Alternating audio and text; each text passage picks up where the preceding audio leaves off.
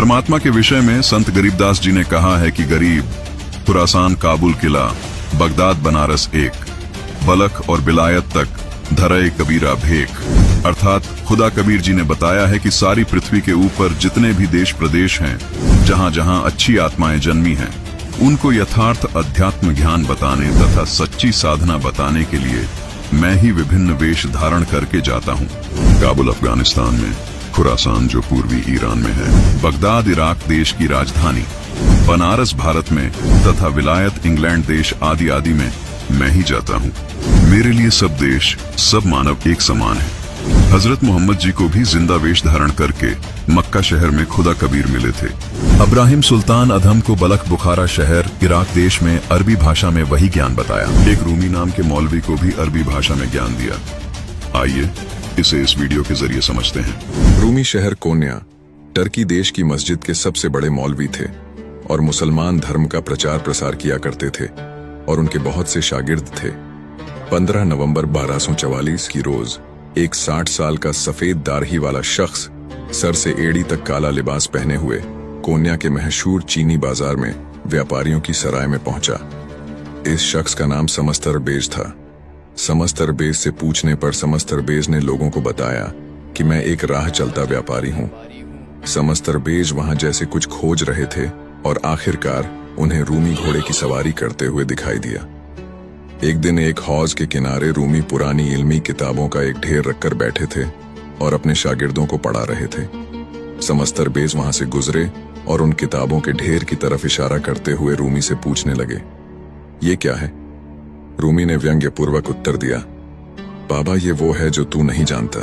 ये सुनकर समस्तरबेज ने उन किताबों को हौज में धक्का दे दिया। ये देखकर रूमी आग बबूला हो गए और कहा, हे बदबख्त, ये तूने क्या किया? क्या तू जानता है ये किताबें कितनी कीमती थीं? ये सुनकर समस्तरबेज हौज में कूद गए और एक एक कर सारी किताबें पानी से बाहर निकाल कर रख दी। मजे की बात ये थी कि एक भी किताब गीली नहीं हुई थी, उल्टा उनमें से धूल निकल रही थी। ये हैरतअंगेज नजारा देख रूमी दंग रह गया और समस्तरबेज से पूछा, बाबा ये क्या है? समस्तरबेज ने उत्तर दिया, ये वो है जो तू नहीं जानता, और वहां से चले गए। अगले दिन रूमी अपने घोड़े पर सवार होकर बाजार में पहुंचे। वहां लोग आदर सत्कार में उनका हाथ चूम रहे थे। तब अचानक समस्तरबेज वहां पहुंचे और रूमी के घोड़े की लगाम पकड़कर खींच ली। रूमी पहचान गया कि ये तो वही बाबा है। रूमी भी उनसे मिलना चाह रहे थे। बाबा ने कहा कि रूमी एक मसला है, मुझे ये बताओ कि मोहम्मद बड़ा या बायाजिद बस्तामी बड़ा? रूमी ने कहा, ये तो बच्चा भी जानता है, मोहम्मद बड़ा है। बाबा ने कहा, अगर मोहम्मद बड़ा है तो उसने ये क्यों कहा कि हे अल्लाह, मैं तुझे नहीं जानता, तू कौन है? और बायाजिद बस्तामी ने ये क्यों कहा कि हे अल्लाह, तू पाक है, तू बादशाहों का बादशाह है और तेरी बड़ी शान है। दोनों के बीच काफी लंबी चर्चा होती है और बाबा के तर्क सुनकर रूमी बेहोश होकर घोड़े से नीचे गिर जाता है। रूमी की आंखें खुली तो अपना सिर बाबा की गोद में पाया। बाबा रूमी को लेकर शहर से दूर चले जाते हैं। इसके बाद समस्तरबेज कोन्या से गायब हो जाते हैं। रूमी उनकी याद में पागल सा हो जाता है और बाबा की खोज में भटकने लगता है। 1 वर्ष बाद रूमी को किसी से पता लगता है कि समस्तरबेज को दमिश्क में देखा गया है। रूमी अपने बड़े बेटे से कहता है कि घर में जो सोना, चांदी, गहने, पैसा पड़ा है सब ले जा और बाबा को यहाँ ले आ। रूमी का बड़ा बेटा दमिश्क पहुंचकर समस्तरबेज के नाम पर भंडारा खोल देता है और देखता है कि कुछ दूरी पर बाबा एक लड़के के साथ शतरंज खेल रहे हैं। रूमी का बड़ा बेटा बाबा से विनती करके उन्हें घोड़े पर बैठाकर कोन्या ले आता है। रूमी कहता है कि बाबा आप क्यों गायब हो गए थे? आपने मेरे साथ ऐसे क्यों किया? मैं 1 साल से आपकी याद में तड़फ रहा था। बाबा कहते हैं, अगर मैं गायब ना होता तो तेरे दिल में आज ये आग ना होती। बाबा रूमी को इल्म देते हैं, जिसे पाने के बाद रूमी अपनी पारंपरिक पूजा पाठ छोड़ देता है। ये देख रूमी के शागिर्द समस्तरबेज से ईर्ष्या करने लगते हैं। एक रोज रूमी अपने मुर्शीद समस्तरबेज के साथ अपनी कुटिया में बैठे थे। तब रूमी का छोटा बेटा व कुछ शागिर्द समस्तरबेज के कत्ल के इरादे से वहां पहुंच जाते हैं और समस्तरबेज को आवाज लगाते हैं। समस्तरबेज रूमी से कहते हैं कि बस अब मेरा जाने का वक्त आ गया है। शागिर्द जैसे ही उनको मारने के लिए तलवार उठाते हैं, समस्तरबेज गायब हो जाते हैं। ये तो गायब हो गया।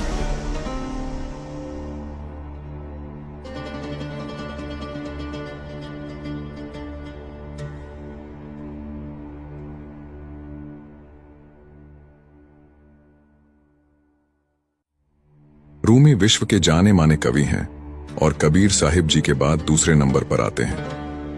पश्चिमी देशों में रूमी काफी मशहूर हैं। रूमी की कविताएं अमेरिका में सबसे ज्यादा बिकती हैं। रूमी की रचनाएं मनसनवी और दीवाने कबीर को मौलाना संग्रहालय कोन्या तुर्की में रखा गया है। रूमी की मजार कोन्या तुर्की में स्थित है। उसी के साथ रूमी के मुर्शीद समस्तरबेज की भी कृत्रिम कब्र बनी हुई है। हर साल पूरे विश्व से लाखों लोग रूमी की मजार का सजदा करने जाते हैं और हैरत की बात यह है कि मुसलमानों से ज्यादा गैर मुसलमान जाते हैं। वास्तव में अल खिज्र उर्फ अल कबीर ही समस्तरबेज की भूमिका निभा रहे थे। कबीर साहिब जी अपने सिद्धांत अनुसार पाक आत्माओं को मिलते हैं, जिनमें गरीब दास, मुलुक दास, दादू दास, धर्मदास शामिल है।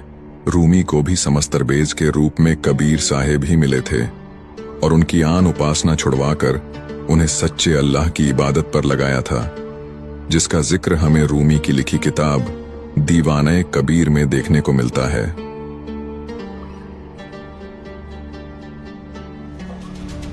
अब आपके दिमाग में ये सवाल आ रहा होगा कि ये कैसे माना जाए कि समस्तरबेज ही कबीर परमात्मा थे। आइए इस पर नजर डालते हैं। कबीर परमात्मा अपने विधान अनुसार अच्छी आत्मा को मिलते हैं, जैसे रूमी को मिले। ऐसे ही कबीर परमात्मा जिंदा बाबा के रूप में संत गरीबदास जी को मिले और सारा ज्ञान उनके अंदर डाल दिया। उनको दिव्य दृष्टि दी, जिससे उनको भूतकाल में घटी घटनाएं तथा भविष्य में घटित होने वाली घटनाएं पता चली। गरीबदास जी ने जो वाणियां बोली, वो सभी वाणियां कबीर साहिब जी ने ही उनके अंदर फीड की थी। गरीबदास जी ने अपनी वाणी में कहा है कि गरीब सदगुरु समस्तरबेज को बाटी धरिया हाथ, सूरज को सेकी जहां, तेज पुंज का गात। इस वाणी में संत गरीबदास जी कबीर साहिब जी को सदगुरु कहकर संबोधित कर रहे हैं। वे कह रहे हैं कि कबीर परमात्मा जो समस्तरबेज की रूप में भूमिका निभा रहे थे, उन्होंने मुल्तान शहर में सूरज को अपने पास बुलाकर रोटी सेकी थी। पूरा मुल्तान शहर भट्टी बन गया था। इसका इतिहास गवाह है। नितिन दास जी, आप जो बातें कर रहे हो कि इतनी सारी भाषा कहाँ से आ गई, फ्रेंच कहाँ से आ गई, जर्मन कहाँ से आ गई, आपको इतना भी ज्ञान नहीं कि यही कालजाल है। क्योंकि जितनी ज्यादा भाषा होंगी, जीवों को ये समझाना उतना ही मुश्किल होगा कि कबीर भगवान है। आप जो बात कह रहे हैं कि जब काल की और कबीर परमात्मा की वार्ता हुई थी, तो उस समय 52 अक्षर वाली भाषा कहाँ से आ गई। पूर्ण परमात्मा कबीर जी को हर भाषा का ज्ञान है। जो नीचे से गए हुए जीव काल की तप्त शिला पर चल रहे थे, वो जीव 52 अक्षर वाली भाषा जानते थे। इसलिए कबीर साहिब जी ने उनसे 52 अक्षर वाली भाषा में बात की, उनको उन्हीं की भाषा में समझाया। वही भाषा जब काल से वार्ता हुई तब प्रयोग की तथा धर्मदास जी से भी वही भाषा लिपिबद्ध करवाई, ताकि सभी जीव इस तत्व ज्ञान को समझ सके। क्योंकि 52 अक्षर वाली संस्कृत भाषा जीव समझ नहीं सके। नितिन दास जी, शायद आपको पता न हो, वर्तमान में वैज्ञानिकों ने ऐसे उपकरण बना लिए हैं कि मनुष्य चाहे किसी भी भाषा में बोले, उस भाषा को मनुष्य अपनी भाषा में सुन व समझ सकते हैं। नितिन जी, थोड़ा विचार कीजिए, क्या परमात्मा कबीर जी इंसानों से भी गया गुजरा है जो विभिन्न भाषा नहीं जानता होगा।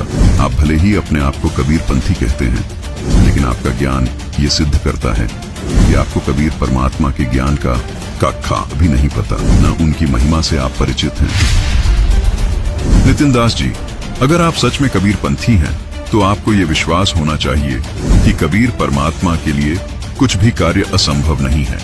आपने अपनी अज्ञानतावश ये कहा कि कबीर साहिब ने जो ज्ञान धर्मदास जी को दिया, वो खड़ी बोली में दिया।